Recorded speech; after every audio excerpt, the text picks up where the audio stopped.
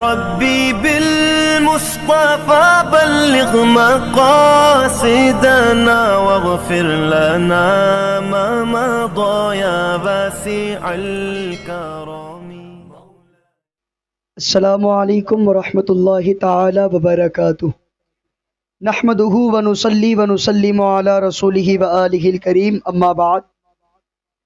انشاءاللہ تعالی آج ہم اور آپ قرآن مجید کی ایک اور مشہور و معروف سورۃ الفیل کے متعلق اس کا آسان ترجمہ اور اس کی مختصر تفسیر کو سننے کی سعادت حاصل کریں گے. سب سے پہلے سورہ فیل مکہ مکرمہ میں نازل ہوا. اس صورت میں 1 رکوع 5 آیتیں ہیں. عربی میں ہاتھی کو فیل کہتے ہیں، اور اس صورت کی پہلی آیت میں ہاتھی والوں کا واقعہ بیان کیا گیا ہے. اسی مناسبت سے اس صورت کو سورہ فیل کہتے ہیں. اس صورت کے اندر اللہ تعالیٰ نے یمن کے بادشاہ ابرہہ کا واقعہ بیان کیا.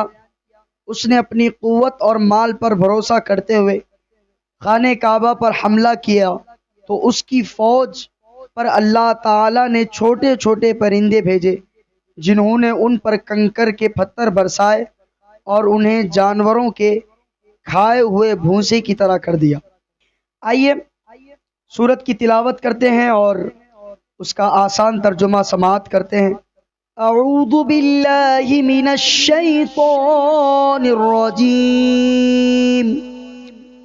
میں پناہ چاہتا ہوں اللہ کی شیطان مردود کے شر سے. بسم اللہ الرحمن الرحیم. اللہ کے نام سے شروع جو نہایت مہربان رحمت والا ہے. الم تر کیف فعل ربک باصحاب الفیل.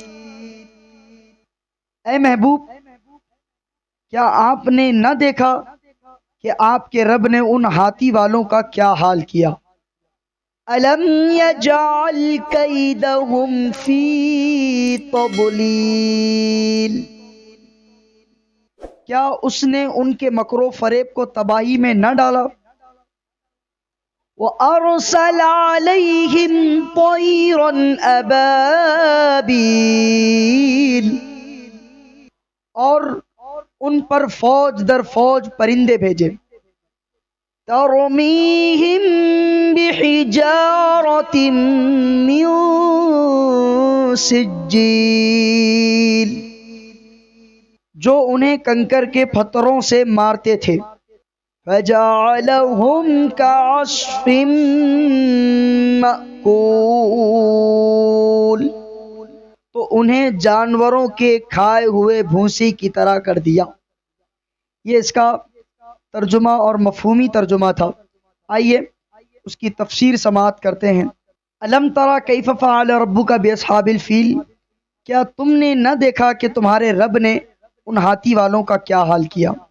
اس صورت میں جو واقعہ بیان کیا گیا ہے اس کا مختصر خلاصہ یہ ہے کہ یمن اور حبشہ کے بادشاہ ابرہہ نے جب حج کے موسم میں لوگوں کو اللہ کے گھر کا حج کرنے کی تیاری کرتے ہوئے دیکھا، تو اس نے اس غرض سے سینا میں ایک کنیسہ یعنی عبادت خانہ بنایا کہ حج کرنے والے مکہ مکرمہ جانے کی بجائے یہاں آئیں اور اس بت خانے کا طواف کریں. عرب کے لوگوں کو یہ بات بہت ناگوار گزری، اور قبیلے بنی کنانہ کے ایک شخص نے موقع پا کر اس نے جو بت خانہ بنایا تھا اس میں جا کر کے اس نے قضائے حاجت کی، یعنی گندگی پھیلا دی. جب ابرہہ کو یہ بات معلوم ہوئی تو اسے بہت طیش آیا، غصہ آیا. اس نے قسم کھائی کہ وہ کعبہ معظمہ کو گرا دے گا. چنانچہ وہ اس ارادے سے اپنا لشکر لے کر چلا. اس لشکر میں بہت سے ہاتھی بھی تھے، اور ان کا پیش روا ایک بڑے جسم والا کوہ پیکر ہاتھی جس کا نام محمود تھا. ابرہہ جب مکہ مکرمہ کے قریب پہنچا تو اس نے اہل مکہ کے جانور قید کر لیے. ان میں حضرت عبد المطلب کے 200 اونٹ بھی تھے. حضرت عبد المطلب ابرہہ کے پاس آئے تو اس نے ان کی تعظیم کی اور اپنے پاس بٹھا کر پوچھا کہ آپ کس مقصد سے یہاں آئے ہیں، آپ کا کیا مطالبہ ہے؟ آپ نے فرمایا میرا مطالبہ یہ ہے کہ میرے اونٹ مجھے واپس کر دیے جائے۔ یہ بات سن کر ابرہہ بڑا متعجب ہوا، اور ابرہہ نے کہا مجھے آپ کی بات سن کر بہت تعجب ہوا ہے کہ میں اس خانہ کعبہ کو ڈھانے کے لیے یہاں آیا ہوں جو آپ کا اور آپ کے باپ دادا کا معظم و محترم مقام ہے، آپ اس کے لیے تو کچھ نہیں کہتے اور اپنے اونٹوں کی واپسی کا مطالبہ کر رہے ہیں۔ آپ نے فرمایا میں اونٹوں ہی کا مالک ہوں، اسی لیے انہی کے بارے میں پوچھتا ہوں، انہی کے بارے میں کہتا ہوں، اور کعبے کا جو مالک ہے وہ خود اس کی حفاظت فرمائے گا۔ سبحان اللہ۔ یہ سن کر ابرہہ نے آپ کے اونٹ واپس کر دیے۔ حضرت عبد المطلب نے واپس آ کر قریش کو صورت حال سے آگاہ کیا اور انہیں مشورہ دیا کہ وہ پہاڑوں اور اس کی چوٹیوں میں پناہ لے لیں۔ چنانچہ قریش نے ایسا ہی کیا، اور حضرت عبد المطلب نے کعبے کے دروازے پر پہنچ کر بارگاہ الہی میں کعبے کی حفاظت کی دعا کی، اور دعا سے فارغ ہو کر آپ بھی اپنی قوم کی طرف چلے گئے۔